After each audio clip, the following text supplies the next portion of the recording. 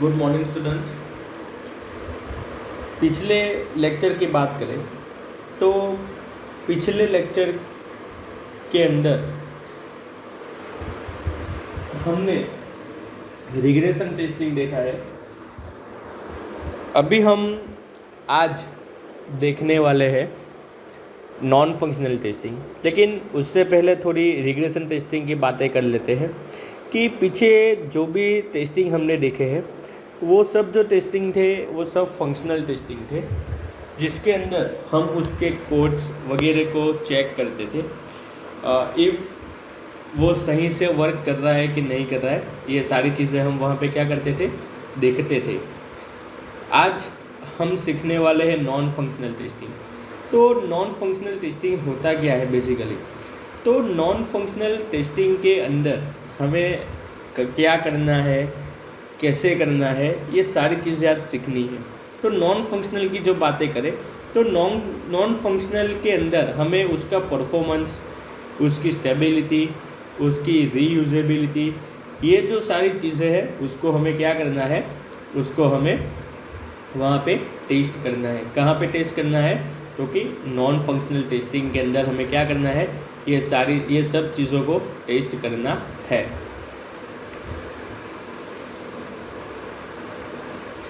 What is non-functional testing? Non-functional testing is defined as a type of software testing to check non-functional aspects like performance, usability, reliability, etc. of a software application। कि हमारे पास जो हमारा software है, हमारा जो software applications है, उसकी जो नॉन फंक्शनल एस्पेक्ट होते हैं जैसे कि परफॉर्मेंस, उसकी यूजेबिलिटीज़, उसकी रिलायबिलिटीज़, ये सारी चीज़ को हमें क्या करना है, नॉन फंक्शनल टेस्टिंग के अंदर उसको टेस्ट करना है। It is design to test the readiness of a system as per non functional parameters which are never addressed by functional testing. कि हमें यहाँ पे क्या करना है, तो हमें यहाँ पे जो भी नॉन फंक्शनल पैरामीटर्स है हमारे सिस्टम के, उसको बन जाने के बाद, उसकी डिज़ाइन हो जाने के बाद, वो रेडी हो जाने के बाद हमें हमारा जो सिस्टम है वो सिस्टम के जो भी नॉन फंक्शनल पैरामीटर्स है उसको हमें यहाँ पे चेक करना है। An excellent example of non functional test would be to check how many people can simultaneously log in to software. हम एक अच्छे एग्जाम्पल की बात करें नॉन फंक्शनल टेस्टिंग का, तो सबसे अच्छा एग्जाम्पल क्या है, तो हमें ये चेक करना है कि हमारा जो सॉफ्टवेयर है वो सॉफ्टवेयर में साइमल्टेनियसली यानी कि एट अ टाइम कितने पीपल एक साथ में लॉगिन कर सकते हैं। जैसे हम बात करें हमारे गवर्नमेंट वेबसाइट्स की, तो अगर हम बात करें जीएसटी पोर्टल्स की, तो एक बार जीएसटी पोर्टल्स पे आप जाइए। जीएसटी पोर्टल पे आप जैसे ही जाएंगे वहाँ पे आप कई सारे लोग एक साथ में लॉगिन करेंगे, तो क्या होता है कि जो गवर्नमेंट जो साइट है, जो जीएसटी की जो साइट है, वो साइट डाउन हो जाती है। ठीक है, तो वहाँ पे परफॉर्मेंस का इश्यू है, उसकी जो वेबसाइट है वो अच्छे से परफॉर्मेंस नहीं दे रही है। तो हमें क्या करना है, तो हमें सबसे पहले एक अच्छा एग्जांपल हमने यहाँ पे लिया है कि हमारा जो सिस्टम है, हमारा जो सॉफ्टवेयर है, उसके अंदर एट अ टाइम कितने लोग एक साथ में लॉगिन कर सकते हैं, तो हमें वो चेक करना है। Non functional testing is equally important as functional testing and affects client satisfactions. Non functional testing जो है वो एक उसका इम्पोर्टेंट क्या है, उसका महत्व क्या है, तो उसका इम्पोर्टेंट ये है कि हम जब भी नॉन फंक्शनल टेस्टिंग करेंगे तो नॉन फंक्शनल टेस्टिंग से हमें पता तो चल ही जाएगा कि हमारा जो सॉफ्टवेयर है, हमारा जो एप्लीकेशन है, उसका परफॉर्मेंस कैसा है, उसकी यूजेबिलिटीज़ कैसी है, वो अच्छे से चल रहा है कि नहीं चल रहा है, और साथ साथ में हमारा जो क्लाइंट है वो क्लाइंट का सेटिस्फेक्शन भी, यहाँ हमारे क्लाइंट जो है वो क्लाइंट को सेटिस्फेक्शन भी मिल जाएगा। In this tutorial we will learn, हम ये ट्यूटोरियल के अंदर क्या क्या चीज़ पढ़ने वाले हैं, आज स्टडी करने वाले हैं। तो कि objectives of non functional testing, characteristics of non functional testing, non functional testing parameters, type of testing, non functional testing types and examples, test cases, non functional testing. हम ये सारी जो चीज़ें हैं वो आज के ये ट्यूटोरियल में हम स्टडी करने वाले हैं। Objectives of non functional testing, हमारे जो नॉन फंक्शनल टेस्टिंग्स है उसके ऑब्जेक्टिव्स क्या है। तो पहला तो है non functional testing should increase usability, efficiency, maintainability and portability of the product. कि नॉन फंक्शनल टेस्टिंग जो है वो हमारी जो प्रोडक्ट है, हमारा जो सॉफ्टवेयर है, हमारे जो एप्लीकेशंस है उसकी यूजेबिलिटी, उसकी एफिशिएंसी, उसकी मेंटेनेबिलिटी और उसकी जो पोर्टेबिलिटी है उसको वो क्या करता है, उसको इंक्रीज करता है।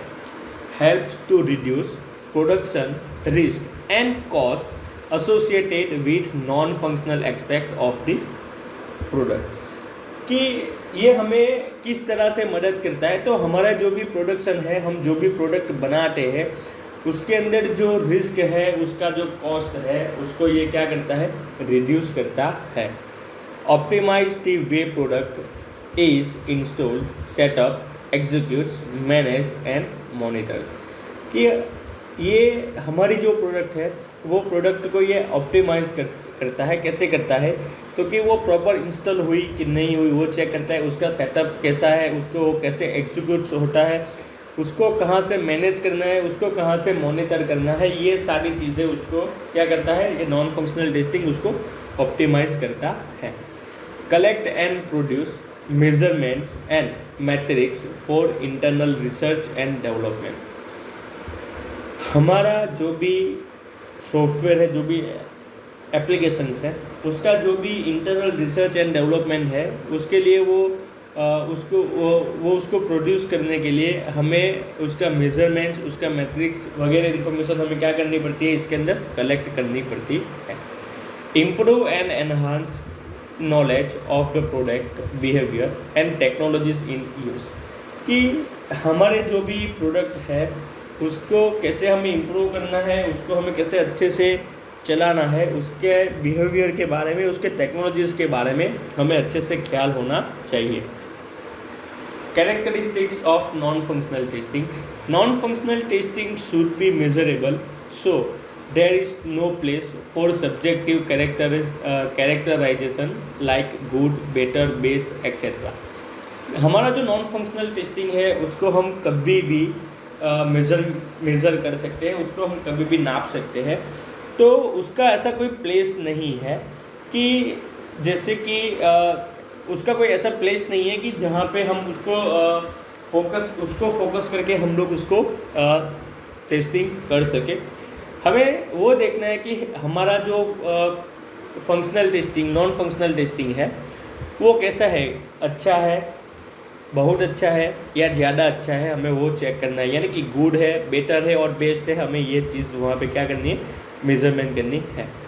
Exact numbers are unlikely to be known at the start of the requirement process. कि जब भी हमारे जो भी सॉफ्टवेयर या एप्लीकेशंस होते हैं उसकी जब रिक्वायरमेंट आती है तो रिक्वायरमेंट के अंदर हमें एक एग्जैक्टली नंबर्स नहीं दिए गए होते हैं।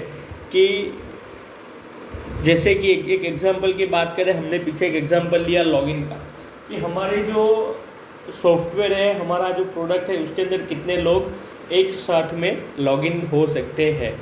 तो ये चीज़ हमें रिक्वायरमेंट में नहीं दी होती है कि भाई एक जब एट अ टाइम 10, 20, 25, 30 लोग एक साथ लॉगिन होने चाहिए, ऐसा नहीं है। वो हमें इस तरह से उसको डिज़ाइन करना है कि हमारा जो प्रोडक्ट है वो एट अ टाइम कई सारे लोगों को लॉगिन करने के लिए अनुमति देता है। Important to prioritize the requirements, कि इसकी जो भी रिक्वायरमेंट्स है उसको हम क्या करते हैं, यहाँ पे इम्पोर्टेंट देते हैं। Ensure that quality attributes and identified correctly in software engineering, कि हमारा जो नॉन फंक्शनल टेस्टिंग है उसके अंदर हम जो भी सॉफ्टवेयर है, जो भी एप्लीकेशंस है जिसका हम टेस्टिंग करने वाले हैं, तो उसका जो भी एट्रीब्यूट्स है, उसके जो भी आइडेंटिफाइड है उसको हमें करेक्टली आइडेंटिफाइड करना है, उसको हमें एक अच्छे से उसको हमें देखना है कि उसके अंदर हमें कोई भी गलती ना हो। नॉन फंक्शनल टेस्टिंग पैरामीटर्स, कि जो हमारे नॉन फंक्शनल टेस्टिंग है उसके कितने पैरामीटर्स है और कौन कौन से। तो कि फर्स्ट है security, availability, efficiency, integrity, reliability, survivability, usability, flexibility, scalability, reusability, interoperability and portability. तो ये सारी हमारे जो नॉन फंक्शनल टेस्टिंग है उसके पैरामीटर्स हैं। तो फर्स्ट है हमारा सिक्योरिटी। नॉन फंक्शनल टेस्टिंग के पैरामीटर्स में फर्स्ट है security. The parameters defines how a system is safeguarded against deliberate and sudden attacks from internal and external sources. This is tested via security testing. कि हमारा जो भी software है, हमारे जो भी एप्लीकेशंस है, उसके जो भी इंटरनल या एक्सटर्नल सोर्सेज है उसके ऊपर एकदम से अटैक्स होता है कि नहीं होता है। अगर होता है तो हमें उसको सुरक्षित करना है, हमें उसको वो होने से बचाना है। उसके लिए हमें क्या करना है कि हमें सिक्योरिटी टेस्टिंग करना है। Reliability, the extent to which any software system continuously performs the specified functions without failure. This is tested by reliability testing. कि हमारा जो भी सॉफ्टवेयर है उसका जो भी परफॉर्मेंस है वो कहीं ना कहीं पे फेल होता है कि नहीं होता है, वो हमें चेक करना है।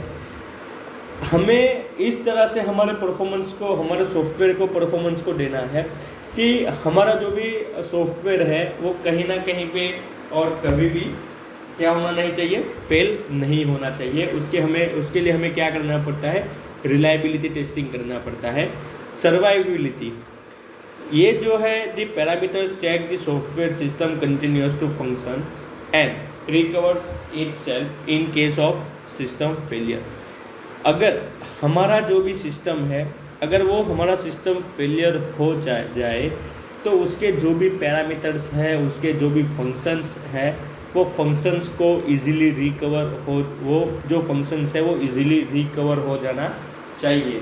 उसीलिए हमें रिकवरी टेस्टिंग या फिर सर्वाइवेबिलिटी टेस्टिंग करना पड़ता है। Availability, the parameter determines the degree to which user can depend on the system during its operation. This is checked by stability testing. कि हमारी जो सिस्टम्स है वो सिस्टम के अंदर हम जो भी ऑपरेशंस होते हैं वो सारे ऑपरेशंस कितने टाइम के अंदर होते हैं, कितने ड्यूरेशन के अंदर होते हैं, ये सारे चीज़ को, उसके जो भी पैरामीटर्स है उसको हमें क्या करना है, चेक करना है।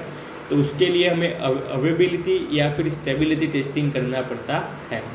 Usability, the easy which the user can learn, operate, prepare inputs and outputs through interaction with a system. This is checked bye usability testing.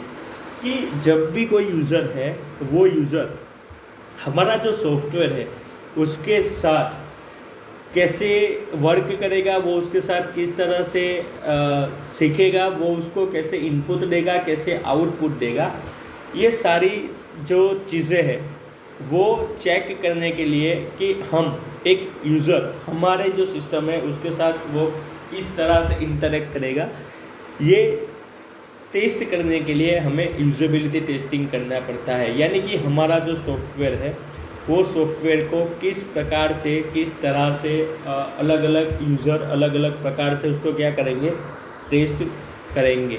Scalability testing, the term refers to the degree in which any software application can expand its processing capacity to meet an increase in demand. This is tested by scalability testing.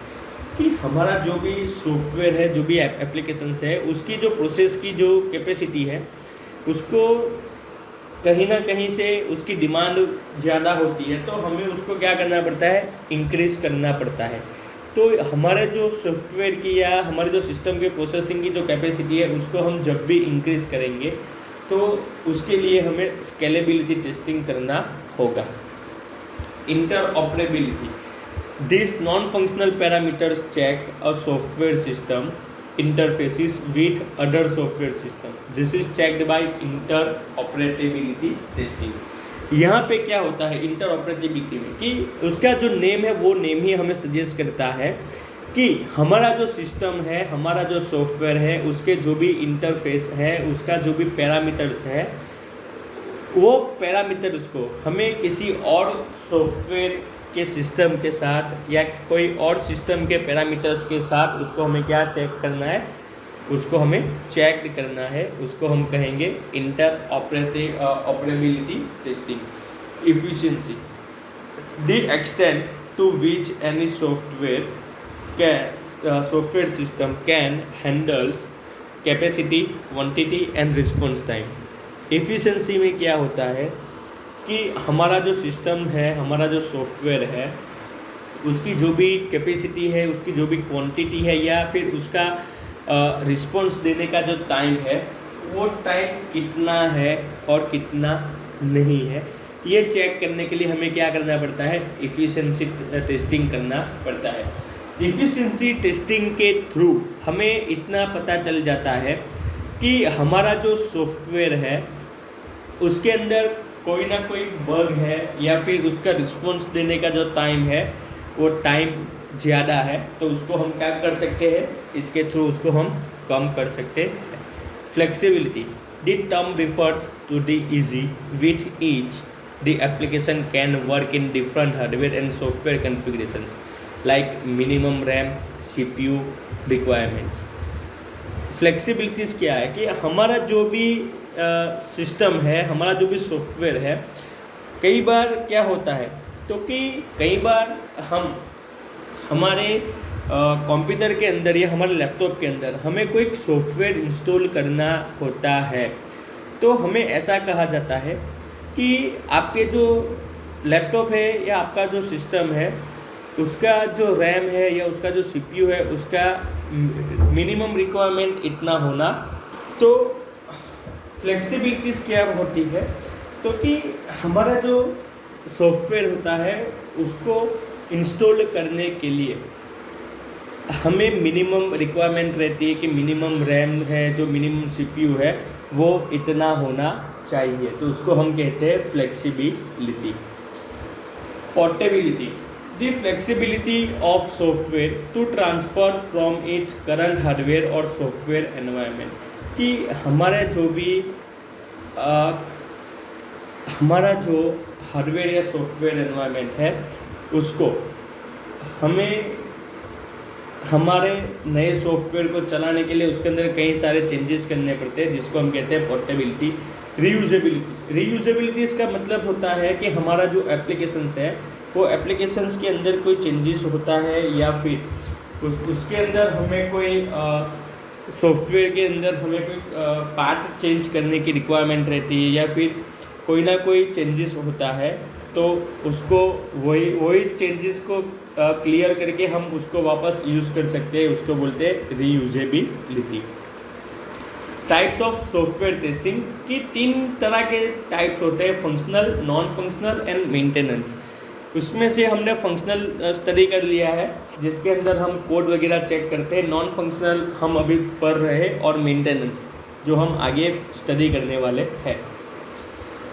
यहाँ पे हमें 3 types दिए गए हैं। Functional के अंदर कौन कौन से हैं, नॉन फंक्शनल के अंदर कौन कौन से हैं, और मेंटेनेंस के अंदर कौन कौन से हैं। मेंटेनेंस के अंदर हमने रिग्रेशन टेस्टिंग जो है वो स्टडी कर लिया है, सिर्फ मेंटेनेंस टेस्टिंग बाकी है जो हम अगले लेक्चर्स के अंदर करने वाले हैं। नॉन फंक्शनल टेस्टिंग टाइप, तो यहाँ पे आपको कई सारे टाइप्स दिए गए हैं, ये सारे हमारे नॉन फंक्शनल टेस्टिंग के टाइप्स हैं।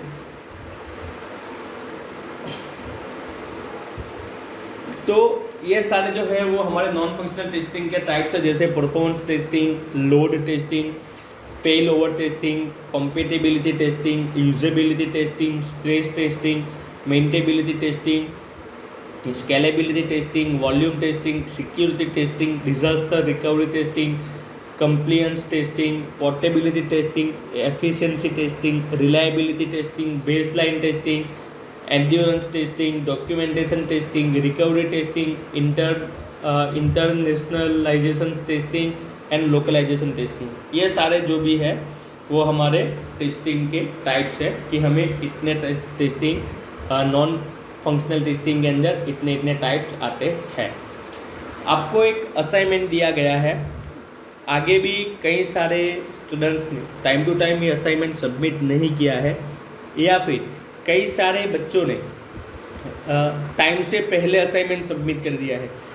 मेरा लेक्चर्स का जो टाइम रहता है वो टाइम से पहले आपको वीडियो तो देखने वाला नहीं है, तो आप असाइनमेंट कैसे कर लेते हैं, ये मेरा पहला क्वेश्चन है।